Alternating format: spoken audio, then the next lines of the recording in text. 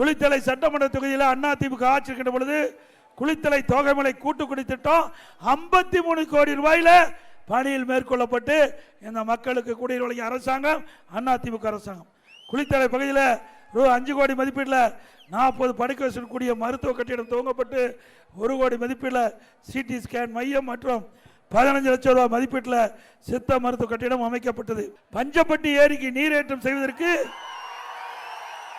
உங்களுடைய கோரிக்கை ஏற்று அறிவிச்சாளர் திரு விஜயபாஸ்கர் அவர்கள் என்னிடத்தில் சந்தித்து தெரிஞ்சார்.